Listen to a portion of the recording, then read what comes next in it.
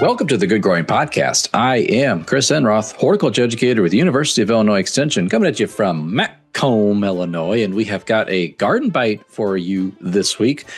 Extreme cold and your plants. How do they survive? What happens on the inside of the plants to make it so that they don't freeze to death? Well, we are going to dive into that topic today. So, being a fan of the winter, I would say that I have had a great time with this stretch of really cold weather that we've had.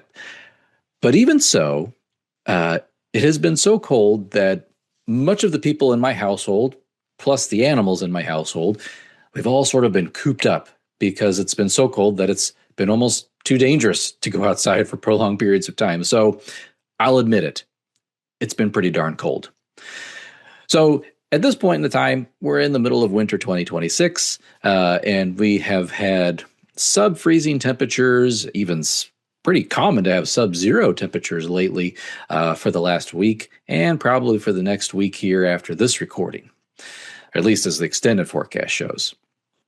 So one question I've been hearing a lot about, and maybe you too have heard this on the social medias, is what about our plants? Maybe you've been hearing about exploding trees out in the forest. Well, if you are worried about your plants or your trees blowing up, I will say more than likely they're going to be okay. If you are a devout follower of the USDA cold hardiness map and you only select plants that you know are going to fit that your cold hardiness zone, then sure, I bet your landscape plants are going to be just fine. Because even though it has been cold, at least from our perspective at this moment of time for this winter, the lows that we've been receiving is really still just sort of following along our average trends of a typical Illinois winter that we would often experience. I also do a lot of programming with youth, and then even my own kids. They have questions about plants. And so most of the time, and as far as my kids are concerned, they've learned their lesson in terms of should they ask their dad a plant question.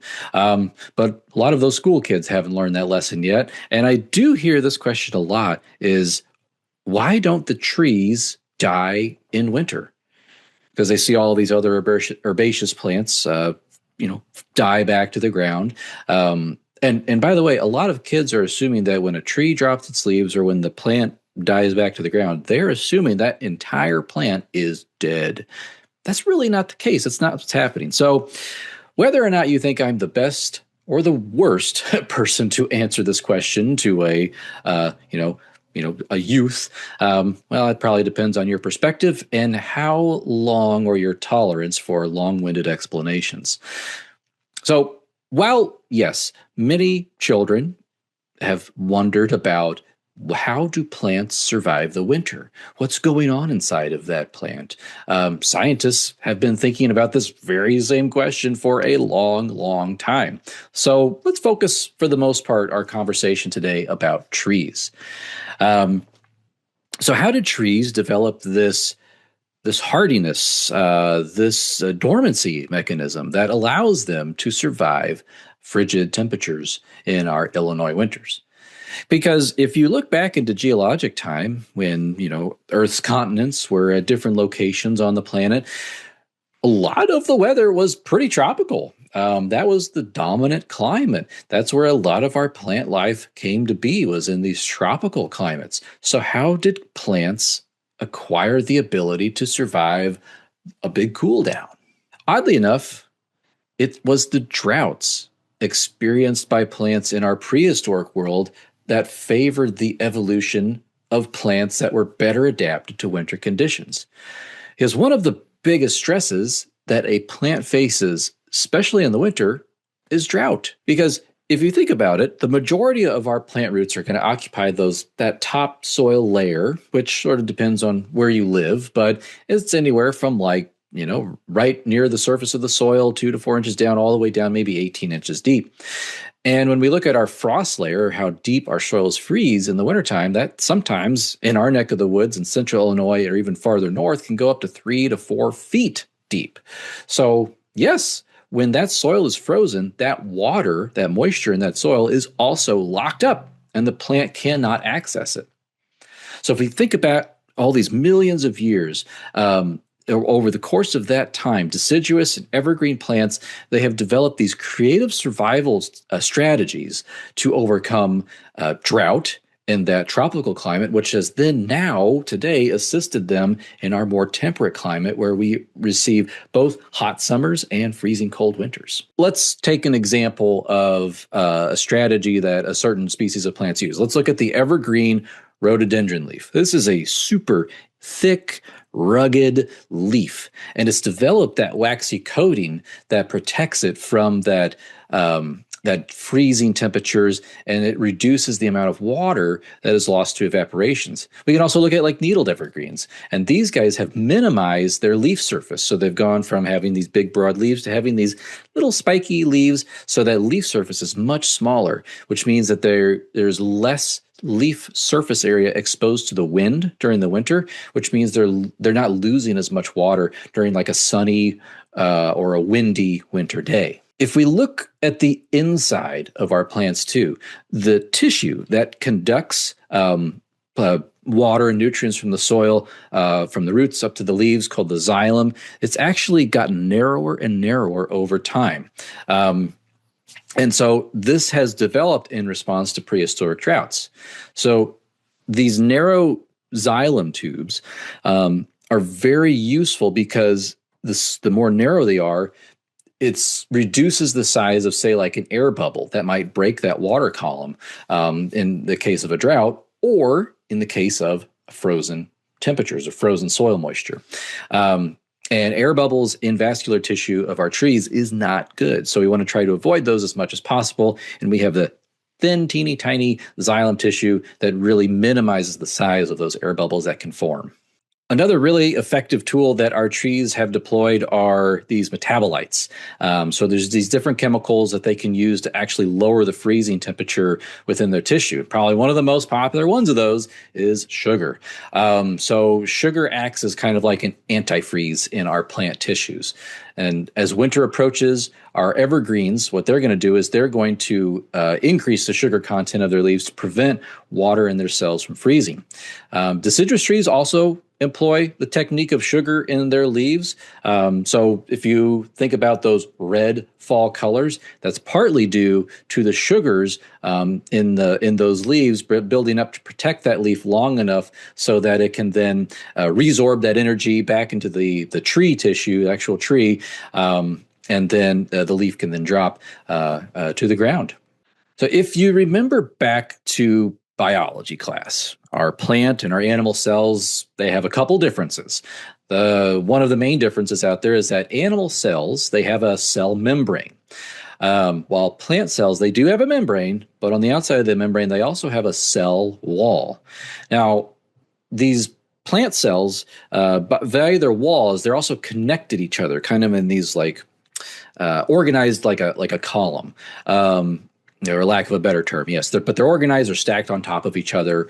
And so picture in your mind like these microscopic straws traveling from roots to leaves, acting as a highway for cell-to-cell transport of everything that a plant needs to grow. And between those plant cells, those kind of rigid, boxy, that's how they're usually illustrated and can appear, plant cells, there's this what's called extracellular space. So it's on the outside of the cells. So the cells are alive and the extracellular space is not alive. It's dead space, so to speak. But this extracellular space, it also has material in it. It has, well, air, gases, and it has water, liquids. And so this is that space between our living plant cells. And this is an important thing when it comes to this cold hardiness feature, or this ability to tolerate freezing temperatures for our plants. So as winter approaches for a tree that is cold hardy to your area, the plant begins to prepare itself for these freezing temperatures. Those metabolites, such as sugar, they are moved into the cell, which then, as we mentioned, it drops that freezing point, which prevents ice crystals from forming inside the plant cell and sort of popping it like a balloon, popping that cell membrane. However, ice does form in that extracellular space. But one of the nice features is because there is room for those crystals to form, but there's also the cell wall. It sort of develops an elastic feature. Also, as it gets colder out in the fall, it becomes more elastic, which then allows it to shrink, allows it to swell, and it allows to sort of cushion that plant cell from that ice crystal formation on the outside. So the plant is still technically freezing. It's just managing where the ice forms. And if you're wondering, yes, animal cells, they don't do this. Our cells will just pop like a balloon when they freeze, and that's when we get frostbite, which is actually a pretty serious medical emergency. So, your cells are exploding because it's so cold. So you need to go get medical treatment right away when that happens. As the temperatures get colder and colder, everything does freeze at some point. No matter how much sugar you might have packed in that cell, there is always, a point where something will freeze. This is when we get to our cold hardiness ratings of our plants, where some actually are a bit more cold tolerant than others. It kind of points back to that drought adaptations that we talked about earlier.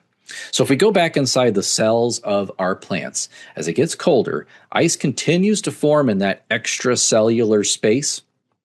This is where and so as it forms in the extracellular space, that water is now ice. It's no longer liquid water. It's no longer available to the plant. And what does water like to do? Well, water likes to be at equilibrium. And so the water in the cell, in the plant cell, will then move into that extracellular space. It will freeze, and it sort of dries out that plant cell. As the cell loses more water, it shrinks to a point where it actually will tear apart, where its neighboring connecting cells are located, and actually breaks that straw that we talked about.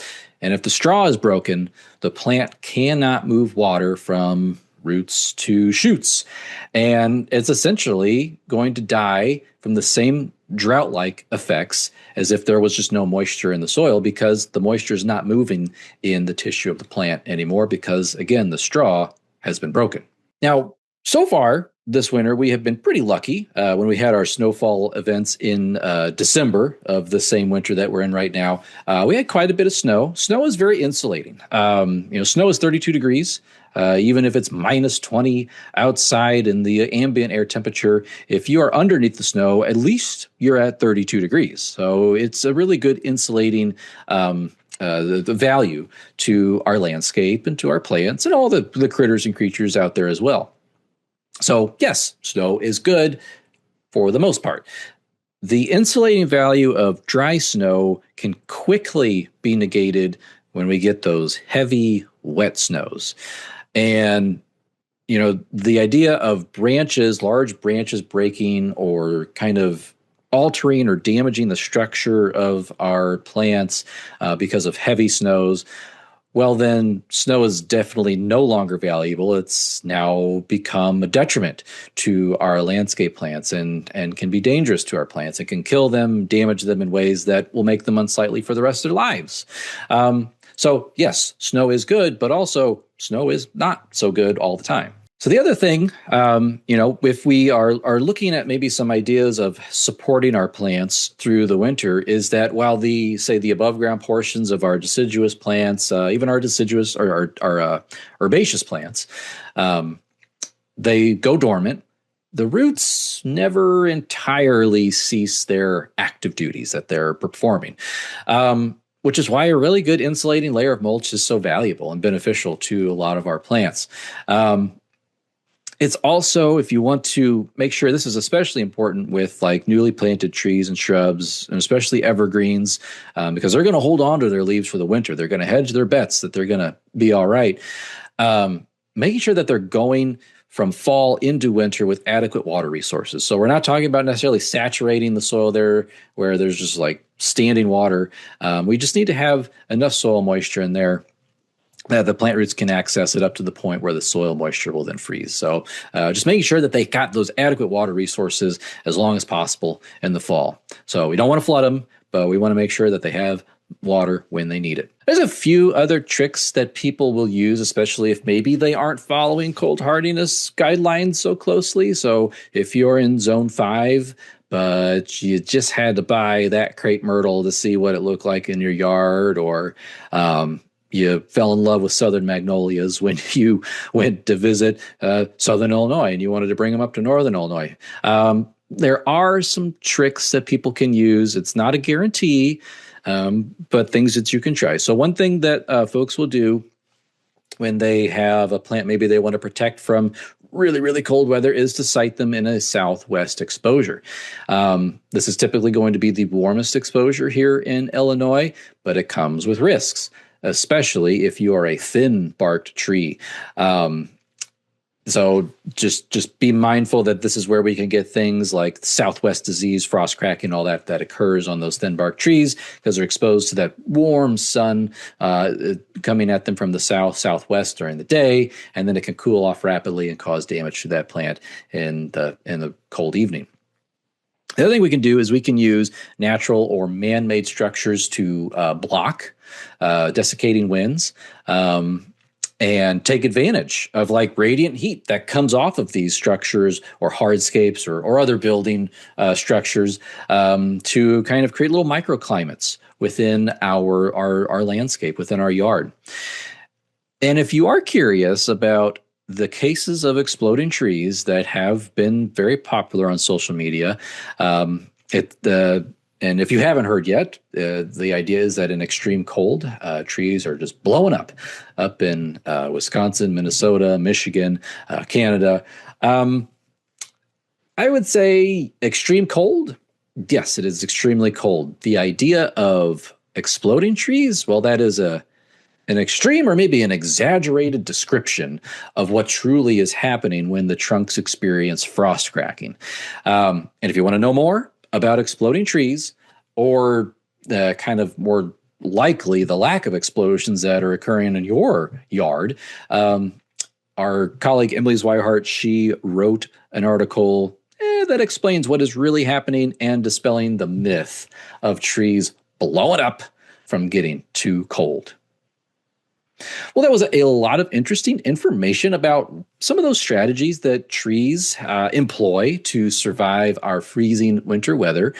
Well, the Good Growing Podcast is a production of University of Illinois Extension, edited this week by me, Chris Enroth. Listeners, thank you so much for doing what you do best, and that is listening, or if you watched us on YouTube watching. And as always, keep on growing.